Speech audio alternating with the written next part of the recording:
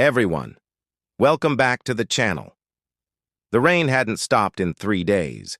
New York was drowning in gray when Emily Rhodes signed the lease for Penthouse 47B, a luxury space overlooking the city skyline.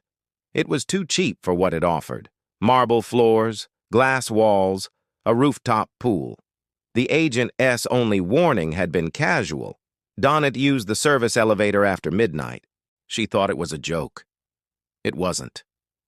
The first night, she unpacked boxes, poured wine, and tried to ignore the constant hum of the wind. Around 2 a.m., she heard the elevator move. Just one floor down, then up again. She hadn't pressed the button. The building was supposed to be empty this week. When she checked the control panel by her door, the digital display blinked between 47 and 0. She brushed it off as a glitch until the sound came again, the doors sliding open behind her. She turned slowly. The elevator was open, empty, but the floor inside was wet, like someone had just come in from the rain. She closed the door, locked it, and went to bed. At 3:12 a.m., her intercom buzzed. She groggily answered. Static, then a whisper. "You shouldn't be here." She froze. "Who is this?" No answer, just faint breathing. Then, from the elevator shaft, the grinding of cables. The power flickered. Her bedroom lights dimmed, and through the floor-to-ceiling windows, she saw movement in the reflection, a shape standing right behind her. She spun around. Nothing. Just the open balcony doors swaying with the wind. The next morning, the doorman asked if she'd had guests over. "No," she said. "Why?" He frowned. "Security camera caught someone entering your penthouse at 3 a.m. Looked like you, Miss Rhodes." He showed her the footage. The woman on screen did look like her. Same clothes, same hair. But her eyes were wrong. Black, empty. She smiled at the camera before entering.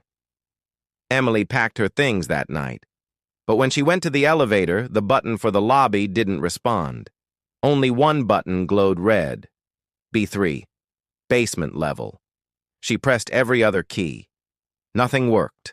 The doors closed by themselves, the descent silent and smooth. The floor display showed nothing, just a dash. When it stopped, the doors opened into a long corridor she'd never seen before. Old wallpaper, wet floor, flickering yellow lights, and faint whispers echoing through the hall. She stepped out, calling, "Hello?" Her voice barely carried. The smell of mold and metal hung thick in the air. At the end of the hallway, she saw another elevator, identical to hers, but older, with manual gates. On its door, etched into the metal, were words she could barely read. 47B. Return her. A sound came from behind her. The same whispering voice. "You shouldn't have come down." She turned and saw herself standing at the far end of the hall, face pale, eyes black. The other Emily smiled, raising her hand. "It's not your floor anymore." The lights went out. The elevator groaned. She ran back toward it, slamming the close button. As the doors shut, the reflection in the mirrored panel wasn't hers. It was the other one's, still smiling, watching as the floor began to rise. She clutched her chest, trembling. When the doors opened, she was back in her penthouse. Morning sunlight filled the room. Everything looked normal, except the balcony door was wide open, and footprints led from outside to her bed. She packed and left without looking back. But later that week, the real estate agent called. "Miss Rhodes," she said hesitantly, "you left your key, but there's something strange. The new tenant said someone's still there. A woman. Looks just like you." Emily froze. "That's impossible." The agent sighed. "That's what I told her. But she said the woman keeps using the service elevator after midnight." 3 weeks after Emily Rhodes vanished from Penthouse 47B, the unit was quietly listed again. No one in the building mentioned the last tenant. Not the doorman, not the cleaners, not even the property manager who had overseen her move-in. The footage from that night had been erased, replaced by a blank timestamp that simply read, "Error, missing data." Officially, Emily had moved out. Unofficially, no one ever saw her leave. The management repainted the walls, replaced the locks, and claimed all systems were fully inspected. The ad went live 3 weeks later, showcasing the penthouse as a rare high-rise jewel with an unmatched skyline view. Then came Daniel West, a real estate photographer with 10 years of experience and a knack for capturing empty luxury apartments that looked like no one ever lived in them. He was used to long hours, late shoots, and the quiet hum of buildings after dark. What he wasn't used to were elevators that stopped on floors not listed on the panel. He arrived just before sunset, greeted by a tired building manager with dark circles under his eyes. "You're here for the 47B shoot?"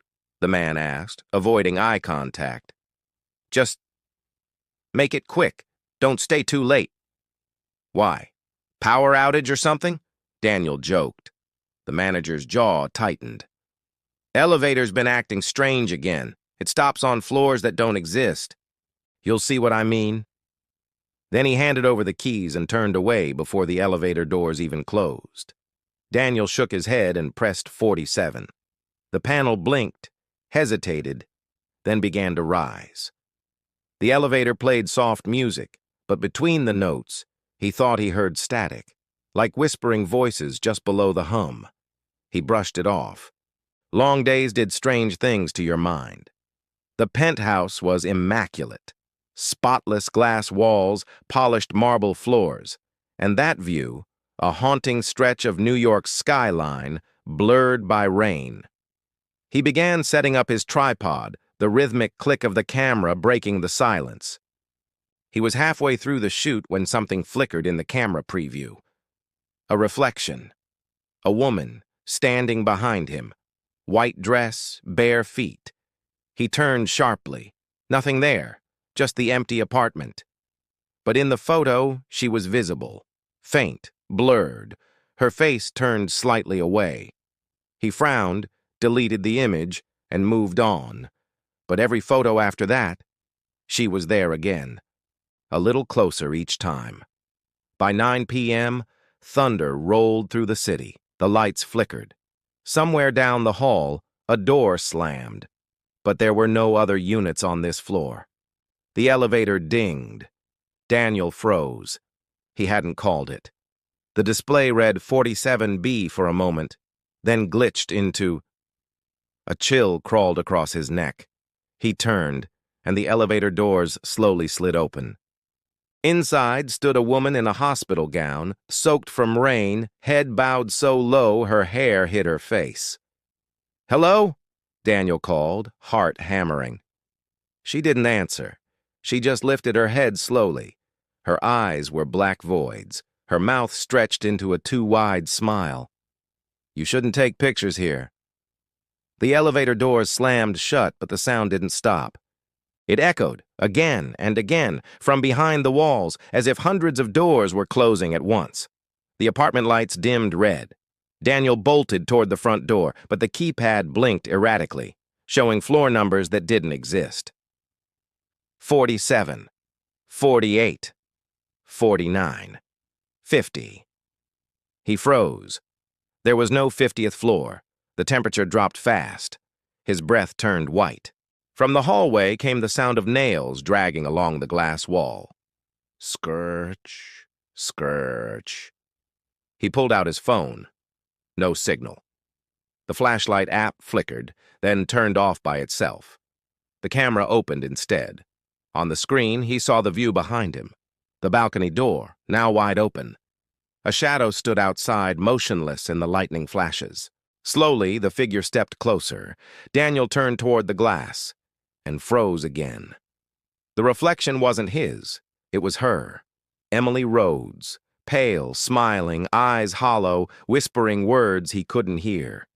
He took a trembling step forward. "What do you want?" he whispered. The reflection's mouth moved, and her voice came from somewhere behind him. "You opened his door." Then the windows exploded outward. Wind howled through the penthouse, scattering furniture like toys. The polished marble began to crack, peeling into something old, decayed, rusted. The luxury suite was gone. In its place stood a ruin of damp wallpaper, dripping pipes, puddles, and mold. Daniel stumbled backward. The walls stretched, warping into a long, endless hallway. At the far end stood a single elevator, old, rusted, flickering with static light. Scratched into the metal were the words, 47B, return her. He ran, but the hallway seemed to stretch the faster he moved. Shadows darted ahead, whispering in distorted voices. Take her place! Take her place! Cold, skeletal hands burst from the walls, clutching his arms, dragging him toward the elevator. He kicked, shouted, but one hand, softer, human, grabbed his wrist.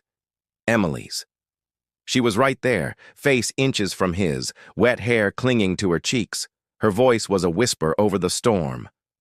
You came up, she said. Now go down. The elevator doors slammed shut. Inside, Daniel screamed. The floor indicator flickered, not B3 this time, not even a number, just a single symbol. The next morning, the penthouse was found spotless. No sign of struggle, no broken glass. Daniel's camera sat neatly on the marble counter. Only one photo remained, a perfect shot of the elevator doors. When the police zoomed in, they found a faint reflection in the metal, a woman's face, smiling, and just behind her another, a man's, mouth open mid-scream.